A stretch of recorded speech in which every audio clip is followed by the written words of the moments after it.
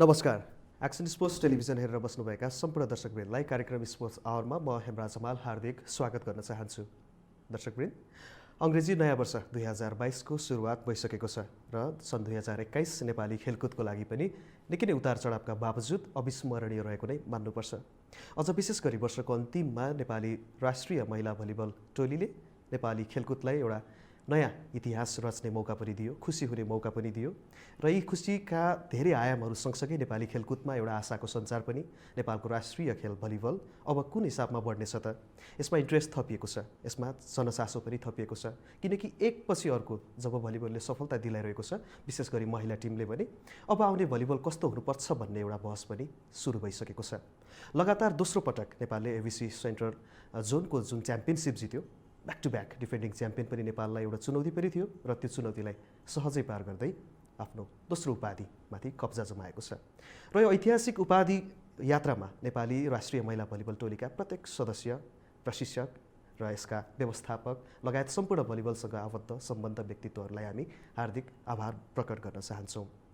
दर्शकवृन्द, आज हामी sports आवरमा Nepali volleyball क्षेत्रसँग जोडिएर र नेपाली भलिबलका सफलतासँग जोडिएर आएका धेरै कुराहरूको विषयमा चर्चा गर्नेछौँ। हामीले आजको कुराकानीको लागि निम्त्याएका छौँ नेपाली राष्ट्रिय महिला भलिबल टिमकी सर्वाधिक सफल कप्तान, लगातार 2 पटक ABC central John championship champion र यसै गरी नेपाली महिला राष्ट्रिय भलिबल टिमको अहिलेसम्मको साउथ एसियन गेमको यात्रामा ऐतिहासिक रजत पदक जित्दाकी महत्त्वपूर्ण सदस्य र टिम क्याप्टेन अरुणा शाही आज हामीसँग स्पोर्ट्स आवरमा हुनुहुन्छ। नेपाली भलिबलले कस्ता समस्याहरू झेल्नु परिरहेको छ, सम्भावनाहरू के छन् र चुनौतीहरू के छन्, अहिलेसम्मका उपलब्धिहरूलाई जोगाएर राख्नुपर्ने एउटा बाध्यतावश परिवेश छ र यसमा कसरी हामी हातेमालो गर्दै अगाडि बढ्नेछौँ त? हामी यिनै लगायतका विषयमा कुराकानी गर्नेछौँ। आउनुहोस् सर्वप्रथम कार्यक्रममा स्वागत गरौँ नेपाल राष्ट्रिय महिला भलिबल टिम क्याप्टेन अरुणा शाहीज्यूलाई। स्वागत छ अरुणा तपाईँलाई कार्यक्रममा। Thank you so much. आरामै हुनुहुन्छ? एकदमै। बधाई छ धेरै धेरै। Thank you. अब यो बधाई त हामीले त अब औपचारिक रूपमा मैले अहिले दिएँ होइन। यसभन्दा अगाडि तपाईँ कस्तो खेलाडी हुनुहुन्छ, तपाईँ कुन खेलाडी हुनुहुन्छ, यसमा हामी धेरै नजाउँ, त्यो सबैलाई थाहा छ, राष्ट्रलाई नै थाहा भएको कुरा हो। तर जुन नेपालमा आइसकेपछि तपाईँले एउटा प्रतिक्रिया पनि दिनुभएको थियो कि पहिलोपटक यसरी, अब पहिलोपटक त होइन तर सरकारी क्षेत्र, सरकारी निकायबाट नै यसरी स्वागत सत्कार जुन भयो, यसले गर्दा तपाईँहरूलाई थप हौसला ऊर्जा पनि प्राप्त भयो भन्नुभएको थियो। कस्तो हुँदो रहेछ एउटा जितपछिको र उपाधि जितिसकेपछिको तपाईँहरूलाई स्वागत सत्कार, खुसियाली कस्तो लाग्यो? त्यो अनुभवबाट सुरु गरौँ। एकदमै अब च्याम्पियन भएर फर्केर आउँदाखेरि अब जुन स्वागत भयो हाम्रो मन्त्रीज्यूदेखि लिएर हाम्रो भलिबल एसोसिएसन लिएर सबै भलिबललाई माया गर्ने सम्पूर्ण त्यहाँ उपस्थित हुनुभएको थियो। एकदमै खुसी लागेको थियो। त्यो हाम्रो खुसियालीलाई अझै बरकरार राख्नलाई सबैजना उपस्थित हुनुभएको थियो। त्यो उपस्थितिले अझ हामीलाई चाहिँ थप चुनौती, अझै थप राम्रो गर्नलाई हौसला पनि मिलेको थियो र अझै धेरै गर्नुपर्छ भन्ने फिल आएको थियो त्यो सबैको सहभागी देख्दाखेरि, सहभागिताको होइन देख्दाखेरि।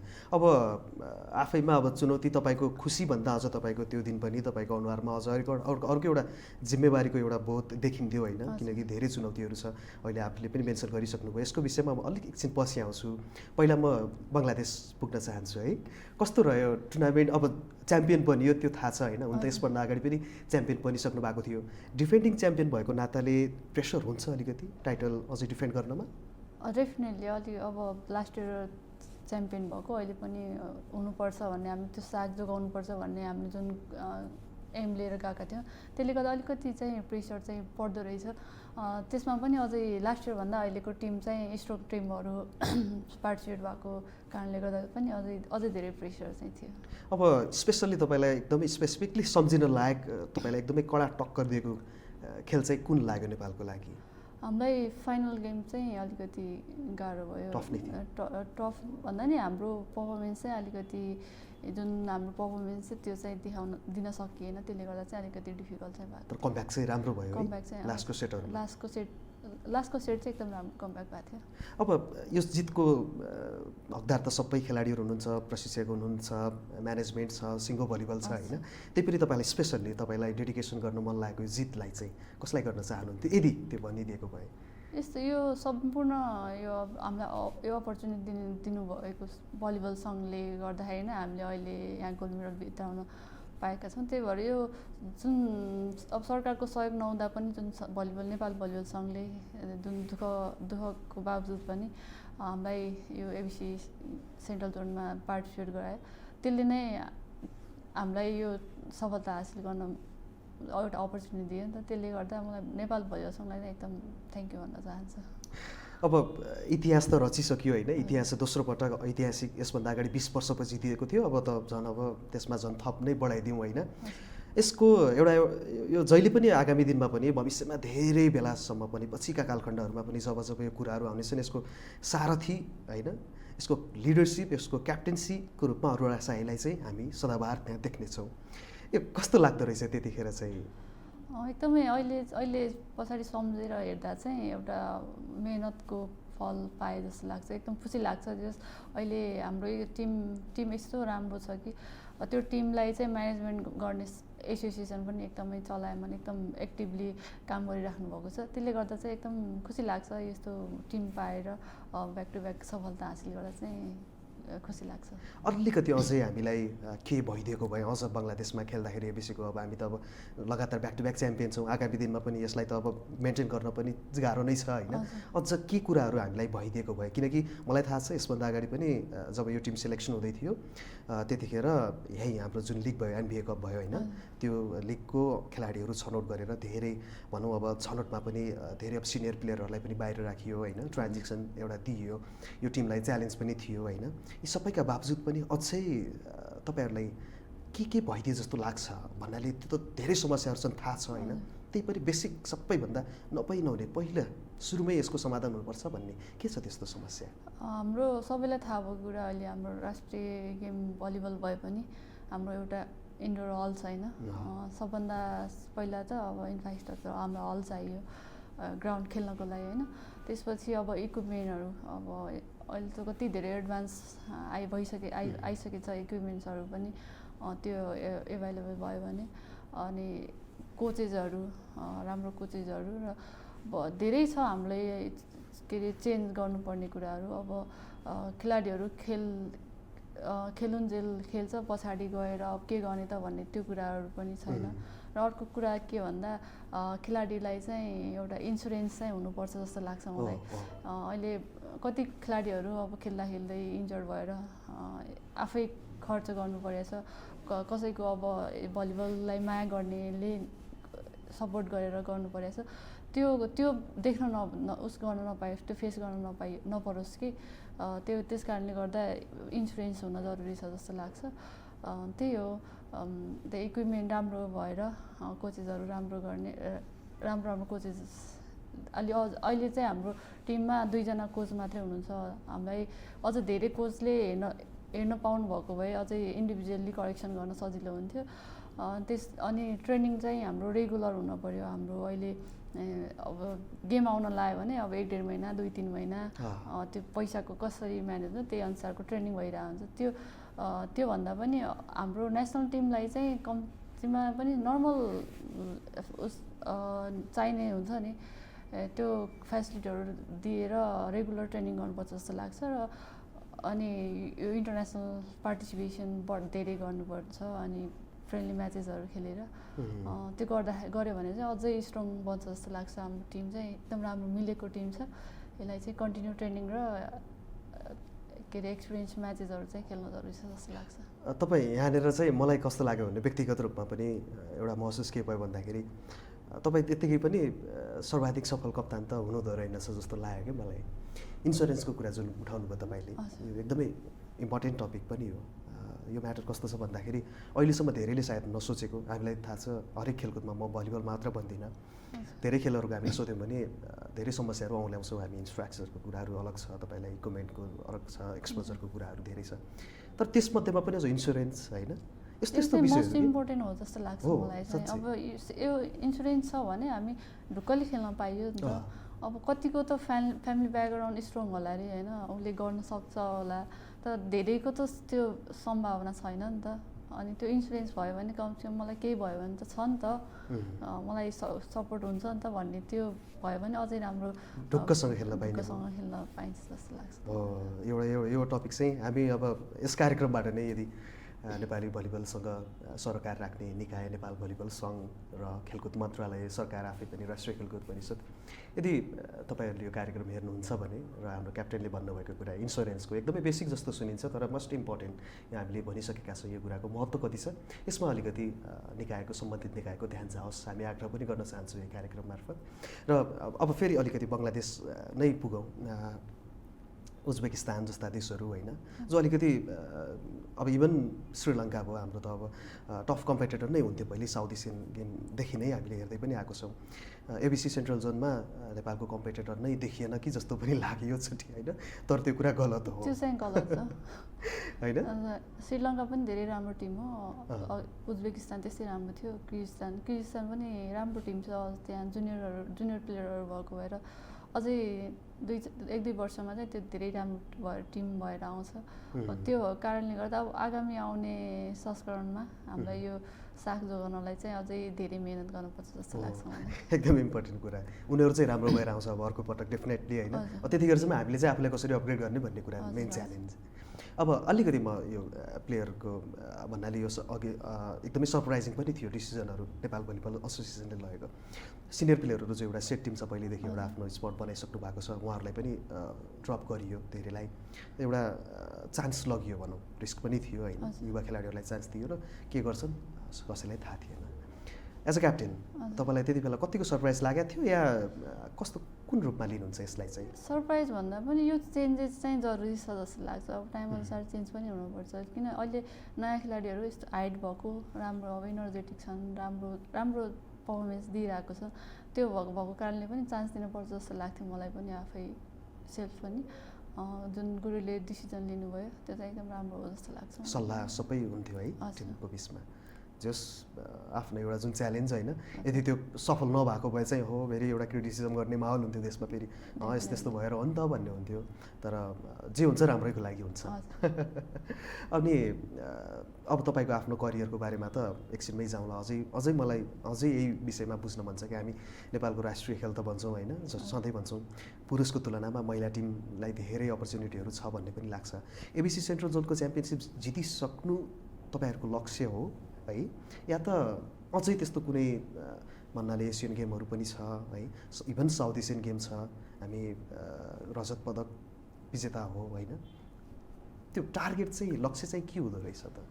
यस्तो अब टार्गेट एचिभ गर्दै जाँदाखेरि अब टार्गेट त त्योभन्दा माथि अब बढ्दै जान्छ डेफिनेटली नै। अहिले हाम्रो रिसेन्टली टार्गेट चाहिँ अहिले सेन्ट्रल जोन जुन टुर्नामेन्ट भयो त्यो चाहिँ च्याम्पियन बनाउँ भन्ने थियो।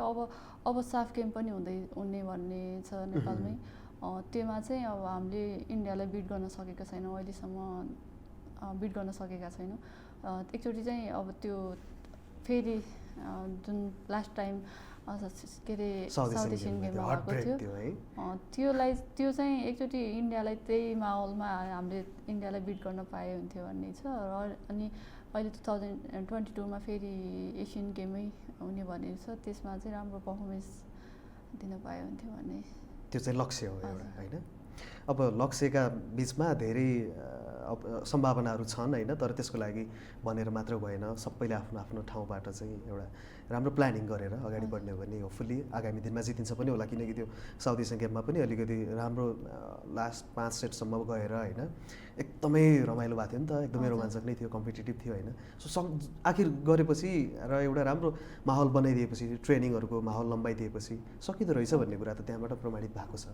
डेफिनेटली त्यही भयो, मैले पनि त्यही भन्न खोजेँ। अब हामीलाई त्यसको लागि चाहिँ हामीलाई रेगुलर ट्रेनिङ चाहियो होइन, अनि कम्पिटिसन जति धेरै त्यो कम्पिटिसनमा उत्रियो त्यति आफूलाई सुधार्दै जाने हो नि त।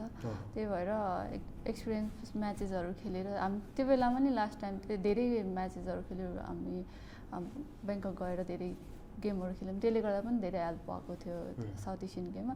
त्यो भएर हामीलाई रेगुलर ट्रेनिङ दिएर त्यसरी खेल्न पायो भने चाहिँ हामीले इन्डियालाई जिताउँ जस्तो लाग्छ मलाई चाहिँ। Hope for the best. अब हजुरको करियरतिर अलिकति लागौँ है, सन् 2014 हजुरले डेब्यु गर्नुभएको नेपालबाट, हजुर त्यसपछिको त हिस्ट्री नै छ, तर 2014सम्म र त्योभन्दा अगाडि चाहिँ के थियो? अरुणा साई कस्तो हिसाबले तपाईँ उदाउँदै हुनुहुन्थ्यो त्यतिखेरको अरुणा चाहिँ तपाईँलाई आफै पनि कस्तो लाग्थ्यो? त्यो बेलामा त्योभन्दा पहिला चाहिँ हाम्रो इन्टरनेसनल टुर्नामेन्टहरू हुँदै नहुने है। अब यहीँ डोमेस्टिक पनि वर्षमा एउटा दुईवटा मात्रै हुन्थ्यो, अहिलेको जस्तो हुने थिएन। अहिले त वर्षमा लगभग 10-12वटा त हाम्रो नेसनल गेमै क्लब स्तरीय गेम खेल्छौँ। त्यो बेलामा हाम्रो 2-3वटा भन्दा धेरै गेमै हुने थिएन है। वर्षभरि त्यही 1-2वटा गेमको लागि हामीले ट्रेनिङ वर्षैभरि गर्थ्यौँ। बरु अहिले चाहिँ ब्रेक हुन्छ होला, त्यो बेलामा चाहिँ हामी दसैँ तिहारमा पनि धेरै ब्रेक नलिई नै रेगुलर ट्रेनिङ गर्थ्यौँ।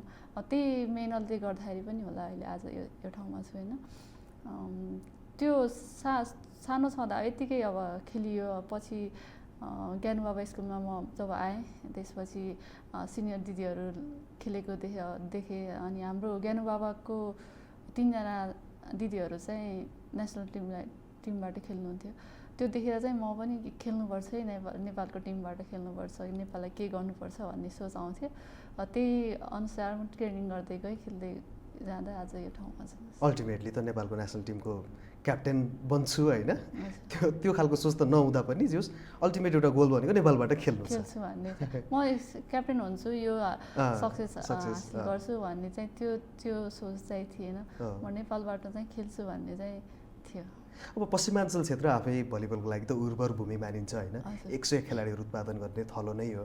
म त्यसको विषयमा एकछिन पछि हामी त्यो क्षेत्रको त्यो माहौल होइन, इभन अब तपाईँ आफै गेममा पनि जाँदै हुनुहुन्छ अब खेल्नको लागि पोखरातिर, त्यो क्षेत्रको भलिबल कल्चरको बारेमा म एकछिन जोड्छु। त्यसभन्दा पहिला हामी एकछिन ब्रेकमा जान्छौँ है त। दर्शकवृन्द, हामीसँग आज हुनुहुन्छ नेपाली राष्ट्रिय महिला भलिबल टिम क्याप्टेन अरुणा शाही र नेपाली भलिबलले पछिल्लो पटक प्राप्त गरेको सफलताहरूका पछाडिको बिहाइन्ड द सिनको बारेमा पनि कुराकानी गरिरहेका छौँ र आगामी दिनमा अझ यसलाई अगाडि थप बढाउनको लागि यो चुनौतीलाई अगाडि पार गर्दै जानको लागि के कस्तो आवश्यकता पर्छ भन्ने कुराहरूमा पनि कुरा भइरहेको छ र प्लस उहाँको आफ्नो खेल जीवनको बारेमा त छँदै नै छ। हामी जान चाहन्छौँ एकैछिनको छोटो व्यापारिक विश्राम, त्यसपछि फर्केर आउनेछौँ। हेर्दै गर्नुहोला एक्सन स्पोर्ट्स HD1।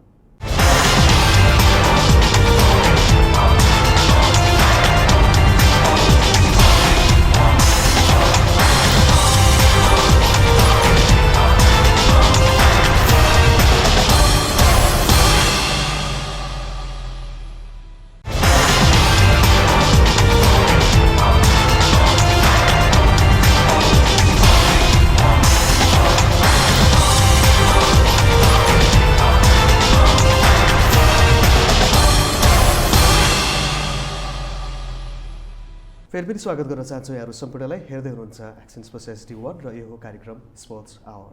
स्पोर्ट्स आवरमा आज हामीसँग नेपालको राष्ट्रिय खेल भलिबल र यस भलिबल टिमकी क्याप्टेन हामीसँग अरुणा शाही हुनुहुन्छ, महिला भलिबल टिमकी क्याप्टेन। धेरै विषयमा कुराकानी भइरहेको छ, म फेरि पनि उहाँलाई स्वागत गर्न चाहन्छु। स्वागत छ हजुरलाई फेरि पनि। अलिकति म त्यो पश्चिमाञ्चल विषयमा जोड्दै थिएँ, पश्चिमाञ्चल क्षेत्रलाई म जोड्दै थिएँ। अब त गण्डकी प्रदेश भनौँ है, त्यो क्षेत्र आफैमा भलिबलको लागि उर्वर भूमि छ, चाहे महिला होस् चाहे पुरुष होस् है। तपाईँ पनि त्यही एउटा क्षेत्रबाट उदाएको अस्ति नेपाली नेसनल टिमलाई अहिले रिप्रेजेन्ट गर्नुहुन्छ एज अ क्याप्टेन।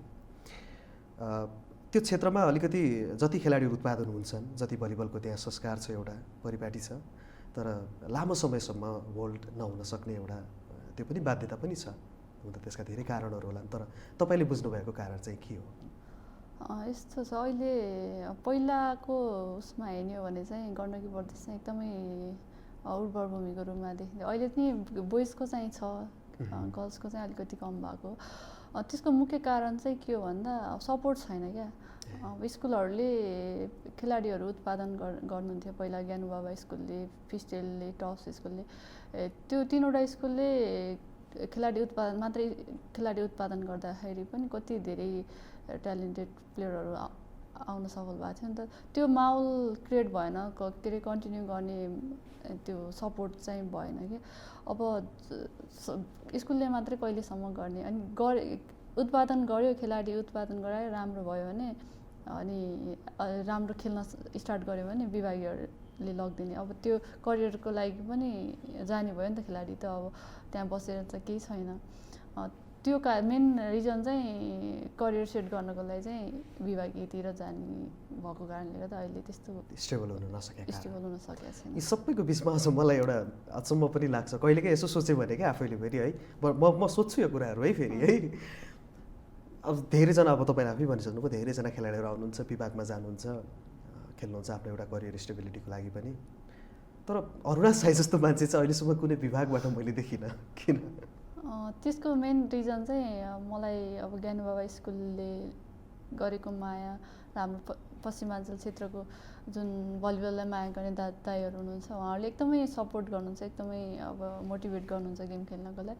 त्यही रिजनले गर्दा पनि म अहिले पश्चिमाञ्चलमै छु। अफरहरू त आयो होला, अफरहरू आउँदा पनि नगएको दाइहरूको माया सपोर्टले गर्दाखेरि नै। त्यो नगएकोमा कुनै अहिले रिग्रेट भन्ने कुरा छैन। अब त्यो माहौल सिर्जना अरुणा साईहरू उत्पादन गर्नको लागि चाहिँ गण्डकी प्रदेशले के गरिदिएको भए जस्तो हुन्थ्यो लाग्छ तपाईँलाई? त्यसको लागि अब हामी गेम खेल्दासम्म चाहिँ सक्दाखेरिसम्म चाहिँ खेल्छौँ नि त, पावर हुँदासम्म। त्यसपछि चाहिँ के त भन्ने कुरा चाहिँ प्रदेशको सरकारले चाहिँ हेर्नुपर्छ जस्तो लाग्छ होइन। खेलुन्जेल खेल्योस्, त्यसपछि खेलिसकेपछि पनि चिन्ता नगर। अब हुन्छ नि, अब कुनै सेक्टरतिर जब सेक्युर गरेर हुन्छ कि सरकारी लाइनतिर, त्यस्तो माहौल चाहिँ बनाउनुपर्छ जस्तो लाग्छ। त्यो नभएसम्म खेलाडी उत्पादन गरेर लङ टर्मको लागि स्टेबल गर्न चाहिँ गाह्रो हुन्छ जस्तो लाग्छ मलाई। सबैभन्दा लोकप्रिय खेल हो नि त त्यहाँ त, त्यो छ भलिबल। सायद अब खेलकुद मन्त्रालय छ गण्डकी प्रदेशसँग, आफै अब सरकारहरू छ, होला आगामी दिनमा हामी आशा गरौँ होइन त्यो कुराहरू पनि। तपाईँले अब नेसनल डोमेस्टिक उसमा चाहिँ अहिले तपाईँ न्यू डायमन्डको टिमबाट खेल्नुहुन्छ। अहिले लास्ट टाइमसम्म खेलेँ। अहिले चाहिँ हाम्रो पोखरामा 26 गतेबाट टाइगर कपले गेम गर्दैछु अरे क्लब स्तरीय। त्यो गेममा चाहिँ म टाइगर ग्रुपबाटै खेल्नु भएको छु अहिले चाहिँ। नत्र अस्तिको एनबी चाहिँ तपाईँले न्यू डायमन्डबाट खेल्नु भएको थियो होइन? जस यसरी एक आपसमा गइरहँदाखेरि यताउता धेरै उसमा अब तपाईँहरू जस्तो इम्पोर्टेन्ट प्लेयरहरू जसले अब राष्ट्रलाई नै यस्तो उपाधिहरू दिलाउनुहुन्छ, तपाईँहरू गएर लोकल टुर्नामेन्टहरूमा पनि एउटा कुनै टिमसँग आबद्ध भएर खेलिरहँदाखेरि पछिल्लो आउने जेनेरेसनको लागि चाहिँ कस्तो खालको म्यासेज फ्लो हुन्छ जस्तो लाग्छ तपाईँहरूलाई? यस्तो हो, अब हामी राम्रो गऱ्यो भने, हाम्रो नेसनल टिमले राम्रो गऱ्यो भने मात्रै नयाँ खेलाडीहरूले हाम्रो देखेर हुन्छ नि एट्र्याक्ट हुने हो नि त। अब त्यसको लागि चाहिँ हामीले राम्रो गर्नुपर्छ जस्तो लाग्छ। अब राम्रो रिजल्ट ल्याएर हुन्छ कि अब हाम्रो गेम स्तर बढाएर हुन्छ, त्यो कुरालाई चाहिँ हामीले जति राम्रो गर्न सक्यो त्यति नयाँ प्लेयरहरू आउने हो। उनीहरूलाई क्रेज बढ्ने हो जस्तो लाग्छ मलाई चाहिँ। नेपाली खेलकुदमा अब त्यस्तो प्रेरणाको पात्रहरू धेरैजना हुनुहुन्छ। इभन अब महिला खेलाडीहरूमा पनि हुनुहुन्छ धेरैजना सिनियर, हरेक खेलकुदबाट हुनुहुन्छ, जसले एउटा सामाजिक रूपमै पनि आफूलाई एकदमै एउटा प्रेरणाको स्रोतको रूपमा दिनुभएको, अब जस्तो इक्जाम्पलको रूपमा तपाईँ पनि हुनुहुन्छ होइन? नेपाली स्पेसल्ली एथलेटहरूको, वुमेन एथलेटहरूको कुराकानी गर्दाखेरि पहिलाको भन्दा विगतभन्दा त धेरै राम्रो छ अहिले होइन? पुरुषको तुलनामा भन्दा पनि अझ महिला खेलाडीहरू धेरै सफलता, हाम्रो गौरिका सिंहहरू लगे, हाम्रो सावित्राहरू, इभन तपाईँहरू भलिबलबाट होइन, धेरैजना एथलेटहरू यस्तो वुमेन्स एथलेटले सक्सेस पनि पाउनु भएको छ। पहिला एउटा कुरा गरिन्थ्यो त्यतिखेर, एउटा जियोस् अब पुरुषकै अलिकति तुलनात्मक रूपमा पुरुषलाई नै अलिकति प्रायोरिटी दिने चाहिँ खेलकुदहरूमा त्यस्तो हुन्थ्यो। पछिल्लो समय महिला खेलाडीहरूले जति सफलताहरू हासिल गर्दै गए त्यसपछि एउटा राम्रो एउटा माहौल बन्दै गयो, त्यो सिर्जना आउँदै गयो। कतिको सकारात्मक हुन्छ यो कुराहरू चाहिँ? त्यो राम्रो कुरा हो। अब यसरी महिला पुरुष भन्दा पनि अब यो स्पोर्ट्स भन्ने कुरा चाहिँ आफूलाई फिट राख्न पनि खेल्नुपर्छ जस्तो लाग्छ मलाई। आफू फिजिकली फिट भयो भने, मेन्टली फ्रेस भयो भने मात्र त हामीले जे पनि गर्न सक्छौँ नि त। त्यस कारणले गर्दा पनि हामी महिला होस्, पुरुष होस्, या बालबच्चा होस्, बुढाबुढी होस्, जो पनि स्पोर्ट्स चाहिँ कन्टिन्यू गरिराख्नुपर्छ जस्तो लाग्छ आफ्नो फिजिकल फिट राख्नको लागि पनि। त्यो एकदम राम्रो कुरा हो जस्तो लाग्छ। अब पहिला चाहिँ महिलालाई बाहिर घरबाट बाहिर खेल्न जानु नदिने त्यो समस्या थियो। मलाई पनि अब स्टार्टिङमा त मलाई पनि घरबाट जान अन्त एलाउड त थिएन नि त। त्यही पनि अगाडि बढ्दै जाँदा, राम्रो गर्दै जाँदाखेरि चाहिँ अहिले सपोर्ट एकदम राम्रो गर्नुहुन्छ। त्यो सपोर्ट चाहिँ गर्नुपर्छ जस्तो लाग्छ, चेन्ज चाहिँ ल्याउनुपर्छ जस्तो लाग्छ। एकदम यो कुरा मैले किन पनि जोडेको भन्दाखेरि स्पोर्ट्स आवरमा पनि मैले धेरैजना त्यस्तो गेस्टहरू पाएको छु, वुमेन्स टिम एथलेटहरू चाहिँ जो अझ धेरै माथि एकदमै धेरै अब भनौँ दुर्गम क्षेत्रबाट आउनुहुन्छ र एउटा रिप्रेजेन्ट गरेर पनि त्यहाँबाट खेलेर पनि एउटा नाम कमाउनुहुन्छ भनेपछि उहाँहरूको समस्याहरू बुझ्ने भने हामी त एउटा त्यो देखिने अनुहार मात्रै हो, प्रतिनिधि पात्र मात्रै हो। त्यस्ता ट्यालेन्टहरू कति छन् त्यो ठाउँमा होइन। तर त्यही हो अब हाम्रो सामाजिक स्तर, हाम्रो सामाजिक चेतनाको स्तर अझै भइसकेको छैन कि छोरी मान्छेलाई गएर पुरै खेला आफूलाई ब्रड गरेर एक्सपान्ड गर भन्ने त्यो खासै अलाउड गरिँदैन त्यो क्षेत्रतिर। धेरै त्यो सुदूरपश्चिम होस् चाहे त्यो कर्णालीका भेगहरू हुन् होइन, त्यतातिर छ अरे। त्यस्तो यदि छ भने त्यो तपाईँ त्यो क्षेत्रको मान्छे या भनौँ गार्जियनहरूलाई चाहिँ कस्तो खालको मेसेज दिन चाहनुहुन्छ, सुझाव कस्तो दिन चाहनुहुन्छ? यस्तो त्यो रोग आफ्नो बालबच्चालाई चाहिँ के उसले केही गर्न चाहन्छ भने त्यसलाई चाहिँ सपोर्ट गर्नुपर्छ जस्तो लाग्छ। स्पोर्ट्समा मात्रै नभएर अब अरूमा पनि अब पढ्नकै लागि पनि कति प्यारेन्ट्सहरूले जबरजस्ती गर्नै पर्छ है भन्ने प्रेसर दिनुहुन्छ नि, त्यो चाहिँ गर्नु हुँदैन। किनभने एउटा त्यो मेन्टली आफूले गर्छु भनेर गर्नु र अर्काले गर भनेर गर्नेमा चाहिँ त्यो रिजल्ट आउला, तर आफूले मन लाएर गरेको चाहिँ अझै राम्रो रिजल्ट आउँछ जस्तो लाग्छ। त्यही भएर कुनै पनि कुरा अब नराम्रो कुरामा चाहिँ सपोर्ट गर्नु भएन, तर राम्रो कुरा केही गर्छु भने चाहिँ त्यसलाई सपोर्ट गर्नुपर्छ जस्तो लाग्छ मलाई। हो, अब तपाईँ त आफै पनि पल्सर स्पोर्ट्स अवार्ड विनर एउटा त्यस्तो पर्सनालिटी हुनुहुन्छ होइन, धेरै पपुलर हुनुहुन्छ है, समर्थकहरू एकदमै छन्, भलिबल टिमकै पनि छन्, अझ इन्डिभिजुअल पनि धेरै समर्थकहरू भलिबलको मैले धेरै देखाएको छु। धेरैजनाले सोध्नुहुन्छ, कुराकानी गर्नुहुन्छ, हेर्छु होइन, सबैले देखेर पनि राह हुन्छु। समर्थकहरू भलिबल सँगसँगै कतिको जोडिन जरुरी छ र अहिलेसम्म जति पनि समर्थकहरूले माया दिनुभएको छ नेपाली राष्ट्रिय खेललाई, सन्तुष्ट लाग्छ तपाईँहरूलाई या अझै पनि योभन्दा अझै राम्रो हुनुपर्थ्यो भन्ने लाग्छ? कस्तो लाग्छ? एकदम खुसी लाग्छ। अब यो हाम्रो भलिबल यहाँसम्म आएको नै यो जति पनि माया गर्नुहुन्छ नि उहाँको समर्थन, यो स्पोन्सरहरूले गर्दाखेरि नै हामी यहाँसम्म आएको न। त अब सरकारले त लगानी त गरेको छैन नि त, त्यो व्यावसायिकतामा गएको छैन। यो सबै यही भलिबललाई माया गर्ने सपोर्टरहरूबाटै हामी अगाडि बढ्ने अवसरलाई मिलेको छ, त्यो अपर्च्युनिटी पाएका छौँ नि त। एकदम खुसी लाग्छ। यो साथ सहयोग चाहिँ सधैँ रहिरहोस्, अझै बरकरार रहोस् होइन, हामीले अझै राष्ट्रलाई चिनाउने मौका मिलोस् भन्न एकदम खुसी छु म। अब नेपालको वुमेन्स भलिबल टिमको सबैभन्दा मोस्ट सक्सेसफुल क्याप्टेन जसलाई जन्म दिनुभयो घरमा बुबा आमाहरू, कस्तो हुन्छ कुराकानी आजकल घर गएको बेलामा होइन, के हुन्छ, के भन्नुहुन्छ, अलिकति सुनाउनु मिल्छ? त्यस्तो अहिले त कहिलेसम्म खेल्ने भन्ने कुरा हुन्छ, अब त उमेर पनि भइसक्यो भन्ने कुराहरू हुन्छ। त त्यस्तो नखेल भन्ने त्यस्तो कुराहरू त हुँदैन, सपोर्ट चाहिँ गरिदिरहेको। तर कहिलेसम्म खेल्ने भनेर एउटा कहिलेसम्म खेल्ने, अब के गर्ने भन्ने कुराहरू चाहिँ झकझकाइरहेको। एन्सर के हुन्छ, तपाईँले के सोच्नु भएको छ यो बेलामा चाहिँ? अब धेरै खेल्दैन, धेरै खेल्न पनि सकिँदैन। अब नयाँ जेनेरेसन धेरै राम्रो आइसकेको छ, अब धेरै खेल्न सक्छ जस्तो चाहिँ लाग्दैन। अब कम्पिटिसन बढिरहेको छ, अब एज पनि भइरहेको कारणले गर्दा चाहिँ धेरै खेल्दैन जस्तो लाग्छ। अब चाहिँ को हुनुहुन्छ फ्यामिलीमा हजुरको? मम्मी बुवा, हजुरबुवा, अनि दाइ भाइ भाउजू। म्याग्दी? हजुर। भनेपछि त्यो ठाउँमा अहिले जोस् भन्नाले एउटा पात्र मात्रै पनि निस्किदिने हो भने पुरै सोसाइटीलाई चेन्ज गर्न सक्छ भन्ने एउटा इक्जाम्पल चाहिँ छ नै, त्यो छ, मैले सुनेको छु धेरै। ओके, अब आगामी दिनमा अलिकति कुरा गरौँ। अलिकति व्यावसायिकतातर्फ गएको छैन, अब जाँदै होला बिस्तारै। अब फ्रेन्चाइज लिगहरू पनि हुने भन्ने कुराहरू छ भलिबलमै, लोकल रूपमा पनि टुर्नामेन्टहरू आयोजना भइरहेको, तर अझै यसलाई एकदमै व्यावसायिक बनाउनको लागि चाहिँ हुँदैछन् प्रयासहरू भन्ने सुनिन्छ। के हुनुपर्छ जस्तो लाग्छ आगामी दिनमा यसलाई व्यावसायिक अलिकति प्रोफेसनल अझै बनाउनको लागि? किनकि व्यावसायिक हिसाबले पनि खेलाडीहरूले भलिबल खेलेरै पनि बाँच्न सक्छु भन्ने एउटा आधार पनि होस् होइन, विभागको मात्रै मुख ताक्नुभन्दा पनि बाहिरबाट खेलेर पनि गर्न सक्छु भन्ने होस्। र अपेक्षा चाहिँ के छ नेपाली भलिबलबाट? मलाई चाहिँ के लाग्छ भने अब त्यही फ्रेन्चाइज गेमहरू चाहिँ अब आइपिएल जस्तो त्यस्तो फ्रेन्चाइज गेमहरू चाहिँ राख्नुपर्छ जस्तो लाग्छ। अहिले पनि भलिबल सङ्घले एनएसएल गेम गर्ने सिजी ग्रुपसँग सम्बन्ध गरेर एनएसएल गेम गर्ने भनिरहेको छ। त्यस्तो गेमहरू चाहिँ गर्नुपर्छ, धेरै गर्नुपर्छ जस्तो लाग्छ अब व्यावसायिक रूपमा अगाडि बढाउनको लागि। अब जहिलेसम्म खेल्छु त भनिसक्नुभयो तपाईँले होइन, त्यही पनि आगामी दिनमा तपाईँलाई धेरै धेरै शुभकामना होइन। मैले सोध्न बिर्सेको, तपाईँलाई भन्न मन लागेको कुनै कुरा छ? त्यस्तो अहिले हामीलाई यो जितेर जुन सरकारले हामीलाई जनै 5 लाखले सम्मान गर्नुभएको छ त्यसमा हामी एकदमै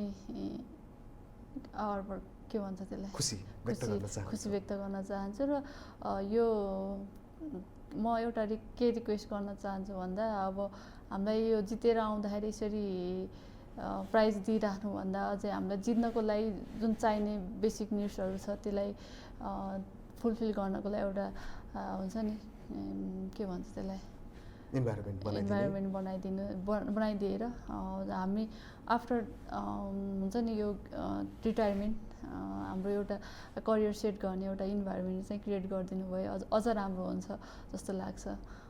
तर यो अहिले जुन सम्मानले हामीलाई हौसला प्रदान गर्नुभएको छ यसको लागि नेपाल सरकारलाई एकदमै धन्यवाद दिन चाहन्छु। र नेपाल भलिबल सङ्घले जुन प्रब्लम फेस गरेर हुँदाहुँदै पनि हामीलाई जुन यो अपर्च्युनिटी दिनुभयो यो एसियन सेन्ट्रल जोन गेम खेल्ने त्यसको लागि पनि सम्पूर्ण नेपाल भलिबल सङ्घको टिमलाई चाहिँ एकदमै हाम्रो होल टिमको तर्फबाट एकदम थ्याङ्क यू भन्न चाहन्छु। अब धेरै यो पीडा सुन्यो भने पनि अब खेलाडीहरूको आफ्नै छ नि त होइन, यो सुन्यो भने कहिलेका नराम्रो चाहिँ धेरै नरमाइलो लाग्छ होइन। तर अब यो हुँदाहुँदै यहाँसम्म आइसक्यो कि खेलकुद, यो हुँदाहुँदै आइसक्यो, बिस्तारै होला राम्रो भन्ने त आश पनि लाग्छ। तर अरुणाले अघि नै पनि भन्नुभएको थियो एउटा हामीलाई राम्रो हल पनि छैन एउटा भलिबलकै लागि भनेर, कता कता जग्गा छुट्याएको भन्ने सुनिरहेको छु मैले, कता बुढा नीलकण्ठ होइन अहिले चाहिँ मन्त्रीज्यूले अस्ति एनाउन्स पनि गर्नुभयो हाम्रो यो रङ्गशालामा छ नि त्यो स्विमिङ पुलको साइडको चाहिँ भलिबल कोर्ट बनाउँछ भनेर एनाउन्स गर्नुभएको छ। होपफुली त्यो चाँडै बनेर हामी त्यसमै ट्रेनिङ गर्न पाइयोस् भन्ने अपेक्षा छ। मलाई लाग्छ यो चाहिँ सफल हुन्छ कि जस्तो लाग्छ मलाई, अहिले चाहिँ एकदम पोजिटिभ भाइब्स आइरहेको छ। त्यो होस् पनि चाँडै नै होस् त्यो कुराहरू, यदि भयो भने त्यहाँबाट खेलाडी उत्पादनदेखि लिएर अझ अब अहिले त भलिबल सङ्घलाई अब हामी आग्रह मात्रै कति गर्नु भन्नाले आग्रह गर्ने भने एकाडेमीको कुराहरू छ खेलाडी उत्पादनमै पनि होइन, जुन अहिले सीमित केही न्यू डायमन्डहरूले गर्दै पनि आएको छ खेलाडी उत्पादन गरेर अलिकति वर्ल्ड गराउने पनि कुराहरू, खेलाडी उत्पादनदेखि लिएर खेलाडीलाई कसरी जोगाउने भन्ने कुराहरू छन्, हलका कुराहरू छन्, हल निर्माणका। अब योभन्दा ठुलो सफलता चाहियो के होइन, त्यही भएर आगामी दिनमा यो सबै कुराहरू राम्रो पनि होस्। अरुणा के भन्न चाहनुहुन्छ जाँदै जाँदै आज जति माया गर्नुभएको छ त्यसको लागि एकदम आभारी छु सम्पूर्ण खेलप्रेमी भलिबल प्रेमीहरूलाई। यसरी नै सपोर्ट गर्दै जानु होला, माया गरिराख्नु होला, हामी अझ योभन्दा अझै राम्रो गर्दै जानेछौँ। त्यही नै हस्, धेरै धेरै धन्यवाद तपाईँलाई आइदिनु भयो कार्यक्रममा। आगामी जुन टुर्नामेन्टहरू आउँदैछ तपाईँको अहिले खेल्न पनि जाँदै हुनुहुन्छ त्यसको लागि पनि शुभकामना, र नेपालकै तर्फबाट पनि खेल्नुपर्ने साउथ एसियन च्याम्पियनसिपहरू आउँदैछ त्यसको लागि शुभकामना। फेरि एकचोटि जितेर अझ त होममै जितेर पनि नेपाललाई एकचोटि फेरि खुसी हुने अवसर पनि दिनुहोस्। तपाईँको करियर अझै अगाडि थप सफलता चुम्दै जाओस्। ह्याप्पी न्यू इयर है त। थ्याङ्क यू सो मच, यसलाई पनि ह्याप्पी न्यू इयर। धन्यवाद। Thank you. दर्शकवृन्द, आज हामीले कुरा गऱ्यौँ नेपाली राष्ट्रिय महिला भलिबल टिमकी कप्तान अरुणा शाहीसँग। नेपाली भलिबल क्षेत्रसँग जोडिएर विभिन्न विषयमा कुराकानी गऱ्यौँ। उहाँको आफ्नो व्यक्तिगत खेल जीवनको बारेमा, नेपाली भलिबलको भविष्यको बारेमा, नेपाली भलिबलको विगत वर्तमान अलिकति औँल्याउने प्रयास पनि गऱ्यौँ। र धेरै यो कार्यक्रममा खुसीभन्दा धेरै जिम्मेवारी बोध भएको थियो अरुणालाई पनि। त्यो एउटा चुनौती छ, एउटा प्रेसर, एउटा जे भने पनि सबै कुराहरू छ। त्यसको अभिभावकत्व ग्रहण गर्ने संस्था नेपाल भलिबल सङ्घसँग धेरै ठुला अपेक्षाहरू पनि छन्। र आज त हामीले धेरै आग्रह पनि गऱ्यौँ धेरै विषयमा। हामीले गर्ने भनेको आग्रह नै हो र खेलाडीहरूको चाहना बमोजिम काम गरिदिएर नेपाली भलिबललाई थप उचाइमा पुर्याउन सबै हातेमालो गरौँ भन्ने कामना गर्दै विशेष समयको लागि अरुणा शाहीज्यूको विशेष समयलाई धेरै धेरै धन्यवाद दिँदै आजको लागि म हेमराज हमाल पनि एक्सन स्पोर्ट्स टेलिभिजनको यो स्पोर्ट्स आवरबाट छुट्टिने अनुमति चाहन्छु। हामी अर्को दिन अर्को एकजना व्यक्तित्वसँग जोडिने नै छौँ। त्यति जेलसम्मको लागि हेर्दै गरौँ एक्सन स्पोर्ट्स HD1। हवस् त, नमस्ते।